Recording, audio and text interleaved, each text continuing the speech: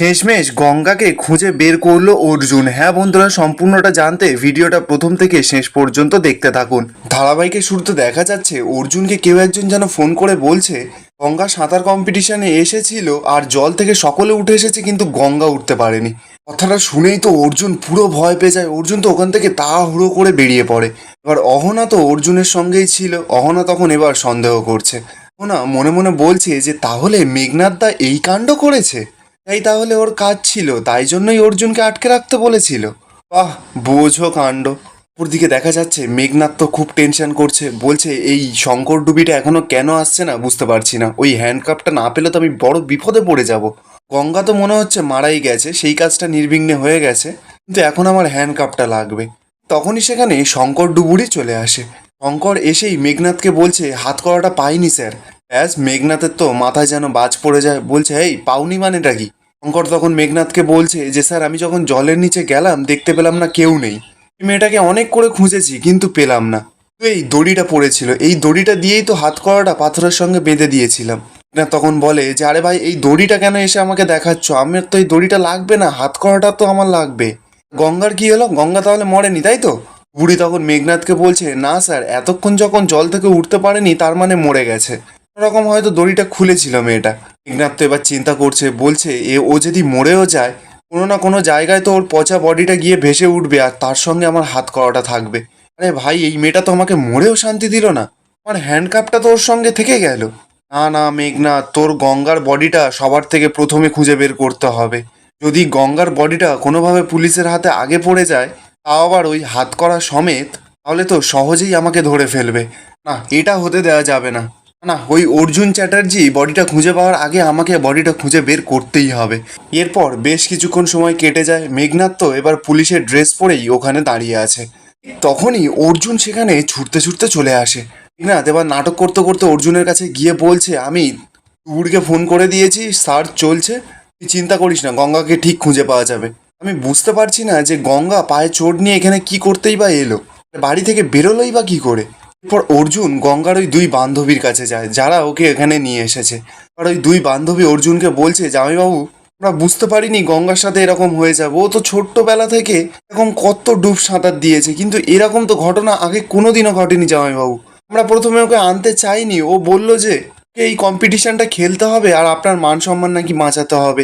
বলেই তো ওর বান্ধবী দুটো খুব কান্নাকাটি করা শুরু করে দিয়েছে। অর্জুন এবার কি করবে? সুনন্দাকে ফোন করেছে। সুনন্দাকে ফোন করে পুরো টিম নিয়ে ওখানে পৌঁছাতে বলেছে। অর্জুন এবার মেঘনাথের কাছে গিয়ে বলছে শোন, আমি আমার টিমকে ডেকেছি, তোরা এবার গঙ্গাকে খুঁজতে সুবিধা হয়ে যাবে। মেঘনাথ তো এবার কথাটা শুনেই ভয় পেয়ে যায়। বলছে যেটার ভয় পাচ্ছিলাম সেটাই হলো। এই অর্জুনের টিম এবার সঙ্গে থাকলে আমি কি করে গঙ্গাকে একা খুঁজে বের করব? কোথায় কি করতে কি এভিডেন্স পেয়ে যাবে হাতে, তখন আমি পুরো ফেঁসে যাব। সেই সময় অর্জুনের পুরো টিম সেখানে চলে আসে। অর্জুন তো এবার ওর টিমকে পুরো সব কিছু ভালো করে বুঝিয়ে দেয় যে কি কি করতে হবে। অন্যদিকে দেখা যাচ্ছে অহনা তো মেঘনাথের কাছে গিয়ে আস্তে আস্তে বলছে মেঘনাথ দা, অর্জুনের তো পুরো টিম চলে এলো এখানে। মেঘনাথ তখন অহনার ওপর খেঁকিয়ে মেকিয়ে বলছে আরে বাবা, আমি সব চোখে দেখতে পাচ্ছি, আমার না শেষ রক্ষা আর হচ্ছে না। এরপর দেখা যাচ্ছে বেশ কিছুক্ষণ সময় কেটে যায়, দিন থেকে রাত হয়ে যায়। অর্জুনের পুরো টিম ডুবুরি দিয়ে পুরো জলের নিচে ভালো করে সার্চ করিয়েছে কিন্তু কোথাও খুঁজে পায় না গঙ্গাকে। এবার সেখানে মৃন্ময় আর সুনন্দা এসে অর্জুনকে বলছে স্যার, ডুবুরিরা সারা দিন জলের তলায় খুব ভালো করে খুঁজেছে কিন্তু কোথাও গঙ্গাকে খুঁজে পাওয়া যায়নি, আর এখন সন্ধ্যা হয়ে গেছে, এখন আর কিচ্ছু করা যাবে না। আবার ডুবুরি নামাতে গেলে কালকে সকাল অবধি অপেক্ষা করতে হবে। অর্জুন তো এবার চিন্তা করছে, বলছে সকাল থেকে রাত হয়ে গেল, ডুবুরিরা কিচ্ছু খুঁজে পেলো না। আচ্ছা তোমরা একটা কাজ করো, পুরো নদীর পাড় ধরে খোঁজা শুরু করো। এরকম তো হতে পারে যে ও পাড়ে কোথাও আটকে আছে বা কোনো ঘাটে গিয়ে উঠেছে। মেঘনাথ তো এবার কথাটা শুনেই ভয় পেয়ে যায়। বলছে যে সর্বনাশ, এরা যদি পাড় ধরে এবার খোঁজা শুরু করে তাহলে তো বডিটা পেয়েও যেতে পারে, হ্যান্ডকাপটাও তো পেয়ে যেতে পারে বডির সাথে সাথে। আর গঙ্গা যদি কোনোভাবে বেঁচে গিয়ে থাকে তাহলে তো আমার আর কোনো রক্ষে হচ্ছে না। পর মেঘনাথ একটা কোন গুন্ডাকে ফোন করেছে। গুন্ডাটাকে ফোন করে বলছে যে তোমার দলবল কি আছে নাকি আন্ডারগ্রাউন্ড হয়ে গেছে? গুন্ডাটা তখন বলছে না না, কিছু কিছু আছে। মেঘনাথ তখন গুন্ডাটাকে বলছে যে গঙ্গা সাঁতার কাটতে গিয়ে ডুবে গেছে, ওর পায়ে একটা হাত করা আছে আর সেই হাত করাটা আমার চাই। অর্জুনের টিমও কিন্তু ওদিকে খোঁজাখুঁজি শুরু করে দিয়েছে, কিন্তু ওদের থেকে আগে আমার কাছে খবর আসা চাই। পচা গলা যেভাবেই বডি হোক না কেন, আমার ওই হাত করাটাই শুধু চাই। গুন্ডাটা তখন মেঘনাথকে সরাসরি বলে দেয় যে কাজটা হয়ে যাবে, কিন্তু বাজেটটা একটু বাড়াতে হবে। মেঘনাথ তখন বলছে যে ঠিক আছে, এই বলেই ফোনটা রেখে দেয়। অপরদিকে দেখা যাচ্ছে মৃন্ময়, সুনন্দা সকলে এসেই তো অর্জুনকে বলে যে পাড় ধরে আমরা সারা রাস্তা খুঁজেছি স্যার, কিন্তু কোথাও গঙ্গার কোনো ছিন্নভিন্ন আমরা দেখতে পাইনি। অনেক জিজ্ঞাসাবাদও করেছি, কেউ কিচ্ছু বলতে পারছে না। অর্জুন তো এবার কথাটা শুনেই পুরো ভেঙে পড়ে।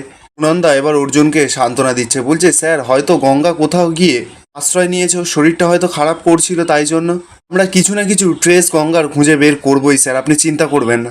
বলেই তো ওরা ওখান থেকে চলে যায়। আর অহনা তো নাটক করতে করতে অর্জুনের সামনে আসে। অর্জুনকে এসে বলছে তুমি না এতটা চিন্তা করো না, আমি জানি এই সমস্ত কিছুর জন্য তুমি নিজেকে দায়ী করছো।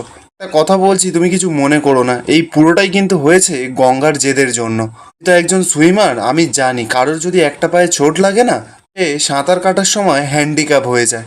অবশ্যই এগুলোর জন্য না একটা বেসিক অভিজ্ঞতা থাকা দরকার, কিন্তু সেগুলো গঙ্গার নেই। যদিও ওই মেয়েটা ভাবতো যে ও সব কিছু জানতো, তাই ও একটা হঠকারিতা করে ফেলেছে। অর্জুন তো এবার কথাগুলো শুনেই রেগে মেগেই অহনার দিকে তাকায়। অর্জুন অহনাকে বলছে একটা মেয়েকে খুঁজে পাওয়া যাচ্ছে না, এতগুলো মানুষ সকাল থেকে চেষ্টা করছে, মেয়েটা গঙ্গায় তলিয়ে গেছে, আর তুমি এখন এখানে দাঁড়িয়ে দাঁড়িয়ে ওর সঙ্গে নিজেকে তুলনা করছো। মেঘনাথ এবার অর্জুনের কাছে যায়, অর্জুনকে গিয়ে বলছে আরে শান্ত হ না ভাই, দেখ তোরও টিম কাজ করছে আর আমারও টিম কাজ করছে, তুই এখন এখানে থেকে আর কি করবি? বাড়ির লোকজন প্রচণ্ডভাবে চিন্তা করছে, যদি আমাদের মুখ থেকে ফার্স্ট টাইম কিছু শোনে তাহলে একটু ঠান্ডা হবে। চল এখন আমরা দুজনে বাড়ি যাই, যদি প্রয়োজন পড়ে আমরা এখানে আবার আসবো, সারা রাত এখানে থাকবো, প্লিজ এখন তুই বাড়ি চল। অর্জুন তো এবার কোনো কথা না বলেই ওখান থেকে হনহন করে বেরিয়ে পড়ে। মেঘনাথ এবার কি করবে, অর্জুনের পেছন পেছন ও বেরিয়ে পড়ে। এরপর দেখা যাচ্ছে অর্জুন তো নিজের বাড়িতে চলে এসেছে। আর অর্জুনের দাদা গিয়েই তো অর্জুনের কাছ থেকে গঙ্গার খোঁজ নিচ্ছে, কিন্তু অর্জুন তো ওদেরকে সরাসরি বলছে যে গঙ্গাকে এখনো খুঁজে পাওয়া যায়নি। অর্জুনের দাদা আর রাঙা মিলে অর্জুনকে বলছে সমস্ত কিছুর জন্য শালময়ী আর অহনা দায়ী। অর্জুন তো শুনেই পুরো অবাক। অর্জুনের দাদা তখন বলছে হ্যাঁ, শালময়ী আর অহনা কিছুতেই চায় না যে গঙ্গা একটা বড় সুইমার হোক। তুই চলে যাওয়ার পর ওরা দুজন মিলে গঙ্গাকে খুব তাতিয়ে তুলেছিল, তাই জন্যই তো গঙ্গা সাঁতার কম্পিটিশনে ছুটে চলে গিয়েছিল। ব্যাস, অর্জুন তো কথাগুলো শুনে রেগে লাল হয়ে যায়। তখনই তো সেখানে আলময়ী আর অহনা ছুটতে ছুটতে অর্জুনের কাছে চলে আসে। ওনা তো এবার নাটক করতে করতে অর্জুনকে বলছে অর্জুন তুমি ওইভাবে গঙ্গার পাড় থেকে তুমি চলে এলে, আমার এখন এমনিতেই এত টেনশন, তার মধ্যে তুমি একা একা গাড়ি চালিয়ে আসাটা একদম উচিত হয়নি। আলময়ী তো এবার নাটক করে অর্জুনকে বলছে আরে বাবা তুমি তো মেয়েটার কথা একবারও চিন্তা করলে না, মেয়েটা তোমার জন্য কতটা ভাবে বলো তো, যে এইভাবে চলে এলে মেয়েটাকে ছেড়ে, মেয়েটা কত চিন্তা করছিল তোমার জন্য। অর্জুন তো এবার শালময়ী আর অহনার ওপর খুব জোরে চিৎকার করে ওঠে, বলছে তোমরা কখনো ভাবো কারোর কথা? শালময়ী আর অহনা তো পুরো ভয় পেয়ে যায়, বলছে মানে? অর্জুন তো এবার চিৎকার করে বলছে আজ যে গঙ্গা হঠকারিতাটা করেছে সেটার জন্য তোমরা দুজনই দায়ী। আমি কিন্তু তোমাদেরকে বারবার বারণ করে গেছিলাম যে গঙ্গাকে উত্তপ্ত করবে না, তারপরেও তোমরা করেছো। তোমরা দুজন নাকি বলেছো যে গঙ্গাকে কোনোদিনও সুইমার হতেই দেবে না। যে একটা মেয়ের এত বড় অ্যাক্সিডেন্ট হয়ে গেল, জলের তলায় তলিয়ে গেল, এর দায় তোমরা নেবে? ঠিক তখনই তো সেখানে অর্জুনের মা চলে আসে, অর্জুনকে বলছে গঙ্গার এই ঘটনার জন্য অহনা আর শালময়ীকে তুমি দায়ী করো না অর্জুন। আমি মানলাম গঙ্গার ওদের কথায় খারাপ লেগেছে, কিন্তু তুমিও তো বলেছিলে গঙ্গাকে যে গঙ্গা যেন এই কম্পিটিশনে না জয়েন করে। তোমার বলার সত্ত্বেও গঙ্গা কেন গিয়েছিল ওখানে? আমিও কিন্তু চাই না যে গঙ্গার মৃত্যু হোক। অর্জুন তো এবার চিৎকার করে ওঠে, বলছে মা এসব তুমি কি বলছো? গঙ্গার যে মৃত্যু হয়েছে সে কথা তুমি ভাবলে কি করে? অর্জুনের মা তখন অর্জুনকে বলছে যে মানে তুমি এখনো কি ভাবছো অর্জুন, মেয়েটা এখনো বেঁচে আছে? সেই কোন সকালে ডুব সাঁতার দিতে গিয়েছিল, আর তারপর থেকেই তো মেয়েটা পুরোপুরি নিখোঁজ। এখনো পর্যন্ত মেয়েটার কোনো খোঁজ পাওয়া যায়নি। আর তোমার কি মনে হয় ও কি এতক্ষণ বেঁচে থাকতে পারে নাকি অর্জুন? অর্জুতঙ্ক তুতলে তুতলে ওর মাকে বলছে হয়তো বেঁচে আছে, হয়তো কোথাও অজ্ঞান হয়ে তলিয়ে গেছে, হতেই তো পারে কেউ ওকে বাঁচিয়ে নিয়েছে, আমাদেরকে জানাতে পারেনি এখনো পর্যন্ত। আর এখানেই আজকের এপিসোডটা শেষ হয়ে যায়। আপনাদের কি মনে হয় গঙ্গা কি এখনো বেঁচে আছে? কমেন্টে অবশ্যই জানাবেন।